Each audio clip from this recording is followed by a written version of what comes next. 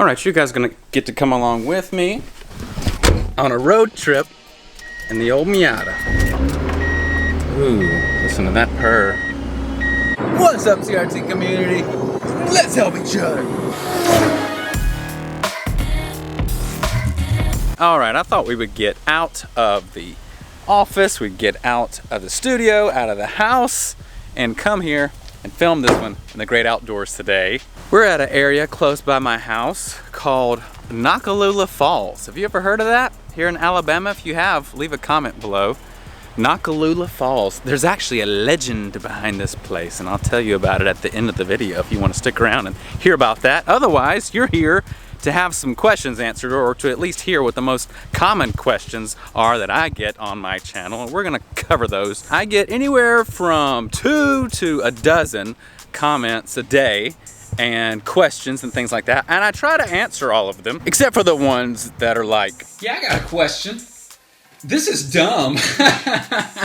Then of course I don't answer those. Something that's really cool about having your own channel is I get a special button that you guys don't get for the comment section, and it's the delete button. All right guys, well, there's gonna be a total of 6 of these questions, and I'm just breaking them down because I get a lot, but these are 6 of the most common ones I think I've ever gotten. And number 6 is gonna be this. Sometimes I'll get people that'll leave me a comment and basically say, hey, these are my symptoms, should I start TRT?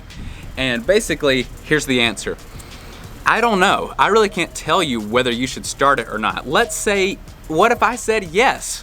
Would you then want me, of course, to send you the testosterone? I can't do that. It's a controlled substance, and so even if I said yes, you should definitely start it, there's no way that you could even do anything at that point. If you've got some negative symptoms that are really messing up your life, I would say go to the doctor and get that checked out. He's the one that's going to have to determine whether or not you've actually got low testosterone and could do something about that. Also, if you're just wanting to know, well, do I have low testosterone or not? That's really all I want to know. I don't want to go to the doctor. I just want to know, do I have low testosterone? Well, then I would say, if you want to do sort of an easy way to check that, then click up here to this card, and I did a review of an at-home one, and see if it's right for you. I've used it a few times now, and there's a coupon code in that video as well. So that would, I guess, be my quick answer to that question, is go to the doctor, get that checked out, or try an at-home kit, because ultimately I can't tell you whether or not you should start.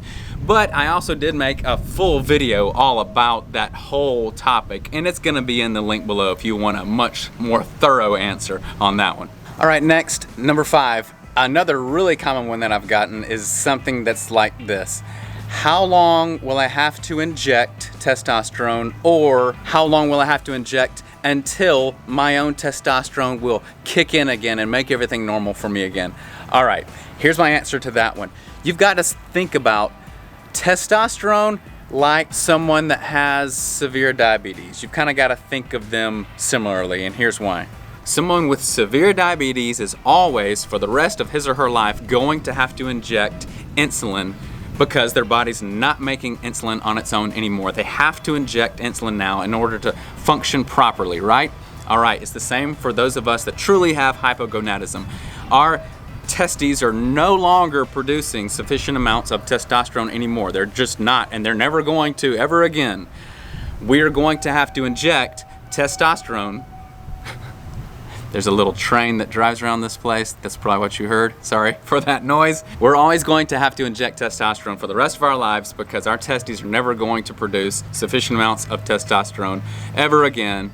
So how long are you going to have to inject testosterone? Really, for the rest of your life. And it's never going to sort of kickstart things in your testes to make them produce again. And here's another reason why it's not going to kickstart things, is because once your brain recognizes sufficient amounts of testosterone in your bloodstream, it stops sending signals down to your testes to start producing testosterone, to produce more and more and more. Now, for those of us who truly have hypogonadism, our brain can send all the signals it wants to, and it's not going to produce anymore, and that's why we went to the doctor in the first place, right? So once you start injecting, it actually makes it worse for you to produce your own naturally. But for those of us who can't make enough anyway, it doesn't matter. The fact that your brain stops sending signals down to your testes, that leads to something in your body, which is one of the side effects. So that's another question I get. Number 4 is going to be, what side effects can I expect with taking TRT?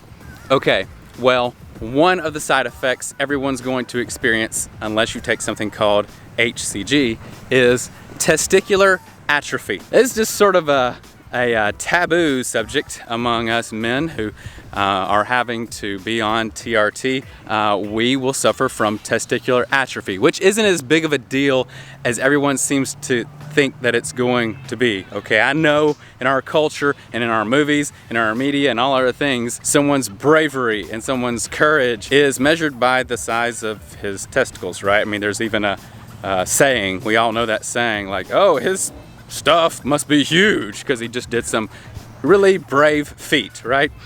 And so anyway, another side effect is going to be acne, some type of body acne. And I've got a video about that as well. I'll leave that down in the comments below, the video about acne and how to combat that and what I did. Another, infertility, because your testes basically shut down once you start injecting. Your testes aren't going to be making sufficient amounts of sperm anymore either. So HCG will help fight against testicular atrophy and infertility, and that way you'll be able to have both of those things there. So those were the 3 things that came to my mind when it came to some of these side effects: testicular atrophy, acne, and then of course infertility. 2 others that I also remembered were these: increased estrogen levels, which I'll talk about in just a second, and then also increased red blood cell count. Now, these usually happen for those that are injecting a little bit higher amount of testosterone. Now, what's a higher amount? Well, our bodies differ, but I would say probably anywhere around 150 milligrams or more per week. Those might happen as well. Oh yeah, it's nice under here. Should have came under here to start with. All right. So, what are we on now? Question number 3, what are your levels? I get a lot of people ask me about my own personal levels now that I'm on testosterone, now that I'm injecting. And by the way, I'm injecting 80 milligrams a week as of this point of testosterone cypionate. And I split that up into 2 injections, so 40 and 40, injecting twice a week, as you guys probably saw on a previous video. All right, what are my levels? Well, let me tell you this. I'm not as, I don't like check my levels all the time. Some guys like really want to know what their levels are, seems like all the time, at every moment, and I just don't check them that often. But the last time I checked, it would have been more of a peak range. My testosterone was 1208 nanograms per deciliter, so 1208, and of course that's total testosterone. Yeah, but again, that was the peak, okay? And then I want to say that my estrogen at that point was around 40. So my estrogen has gotten a lot lower since I have reduced how much I was injecting. I don't know what my testosterone is right before I inject. I just don't. It's been a long time since I've checked that, and so I just don't keep up with it. How do I keep up with whether or not my levels are good or not? Well, of course, the checkups that I get about every 6 months or so from my doctor, and then occasionally I'll do one of those at-home test kits if I'm just curious and really want to know. But guys, really, I'm in tune with my body, I want to believe, pretty well. I can tell when things are getting a little bit off with my injection with my body, and so I kind of listen to my body and see if I'm feeling normal or not, because I'm pretty even kill kind of guy, okay? There's not a lot of ups and downs in my life when it comes to my health and things like that. So when something starts to feel kind of out of whack, that's when I'll really start to investigate. But otherwise, those are my latest levels that I've checked, and I'm waiting for some to come back though too, and which I'll make a video about that, because that has to deal with when I had that lapse a few weeks ago, and I really wanted to know how low I got before I injected again, and I'm still waiting on those results to come back, and I'll make a video about that. But those are my levels. This is the second most question that I get asked ever. What type of doctor should I use? All right. What type of doctor should you use? Well, let me just tell you my story real quick. When I was having all my negative symptoms, and my negative symptoms included mood swings / mild depression, nothing major, low libido, and low energy. And they came in that order. My mood swings, depression started, maybe 4 years ago. Low libido started maybe a year after that, and then low energy was kind of the last thing that started really bugging me. And so I just Googled my closest general practice doctor because I didn't know what was wrong with me. I kind of suspicion it might be low testosterone, but I didn't know for sure. What if I was hypoglycemic or something like that? I didn't know what the deal was. So I just went to my local general practice doctor and told him all my symptoms. And then he said, well, it could be a lot of different things. Why don't we do some blood work? So that took about a week to come back, and called me back in, and he said, hey, you know, you're healthy, except for one area. You have very low testosterone.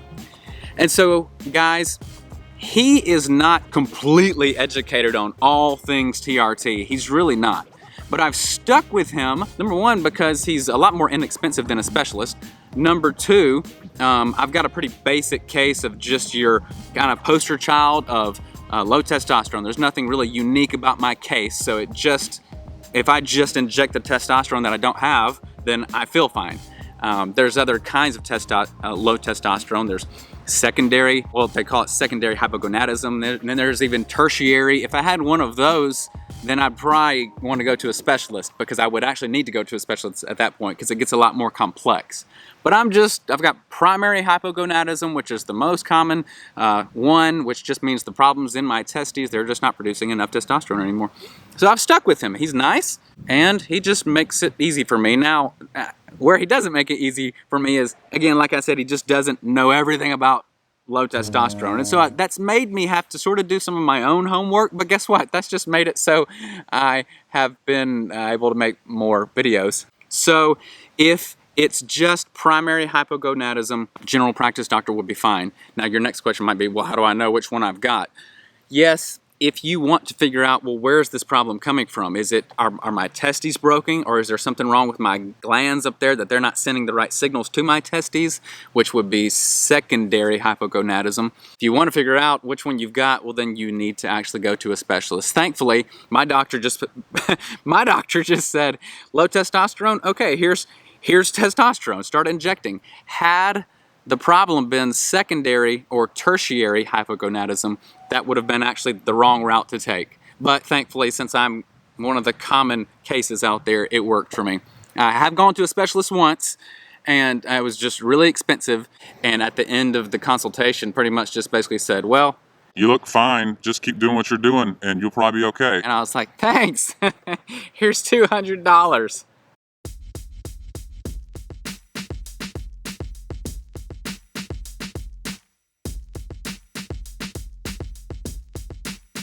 All right, last, this is the most common question I get asked on my channel, and it is, do you take an AI? That is an aromatase inhibitor, which is an estrogen blocker is what it's commonly called. And the answer is no, I don't. I don't take an AI, nor do I take HCG. I just inject testosterone. Let me tell you why. I am trying to keep a very simplistic approach to all this, okay? My body now requires me to take a synthetic drug in order for it to have normal amounts of testosterone, okay? I am now bound to take one synthetic drug, all right? But here's the thing, the more testosterone you inject, guess what? The more your estrogen is going to go up as well. Men's bodies, of course, are different than women's bodies in a lot of ways, but one way that they're different is that women's bodies have a way of dumping extra estrogen that's not needed. Men's bodies don't, or at least we dump it a lot more slowly, okay? So what happens is when you start to inject too much testosterone, your body converts that extra testosterone over into estrogen. So the more testosterone you inject, your estrogen level can go up, and that's what was happening to me. I was injecting 150 milligrams, like I mentioned, and my testosterone, testosterone was going up, but my estrogen started going up as well. It never got to what they call high. It never got into that range, but it did start to get elevated. And so I went to my doctor. So I said, hey, I'm hearing about this thing called an AI, aromatase inhibitor. And he looked into it and he said, I don't feel like great about it, but listen, I'll prescribe you enough for 1 month. And then later on, you'll come back in and we'll check your stuff again and we'll go from there. So I took it for about a month, okay? and I guess it took my estrogen level down some, but I got to the point where I was like, you know what, listen, I'm already dependent on one synthetic drug that I've got to have. I don't now want to make that one make me dependent on a second synthetic drug. It's just more money coming out of my pocket. It's just more stuff I'm having to put in my body. And I was just like, you know what, listen, I know what's making my estrogen go up is the fact that I've got too much testosterone. How about I just lower my testosterone and see if that works? And little by little, it did work. We had to monkey with it some to find out the exact right amount. And it looks like 80 is sort of my magic number for now. And so I don't take an AI. I don't want to take an AI. Am I saying AIs are evil? No, I'm not saying that. However, some people will tell you that an AI is really not great for you. But research that on your own, okay? If I can just put back what testosterone is supposed to be in there, and my negative symptoms stay away, then I'm happy. And so I'm not going to take something that I don't have to have, and I hope that makes sense. A lot of you have thanked me a lot of times, and a lot of you have just been so kind with your comments, and I'm glad that we've created a community together for helping guys like us, because guess what? There's more of us out there than most people realize, and I just am learning as I talk to a lot of you. You don't have a community. You don't have people to help, and some of you are ashamed to talk about it. There's all this kind of taboo stuff surrounding low testosterone, and so I'm glad we're here to help each other. And so guys, if you now want to hear about the legend of Nakalula Falls, here it comes. So legend has it that when the two tribes, the Cherokee and the Creek, were increasingly losing more and more of their territory because of more settlers coming in. It was pushing them closer together. More and more battles were happening, that the Cherokee chief promised his daughter Nakalula in marriage to a Creek sub-chief. Well, she was already in love with a young warrior and refused to marry that man. And so in order to not have to do that, she jumped to her death at the falls. And it's called Nakalula Falls for that reason. Sort of a tragic story, but that's why it's called Nakalula Falls, in case you were wondering. What do you think? Should they click on these videos? Should they click on these videos? Okay, good. Should they hit the like button?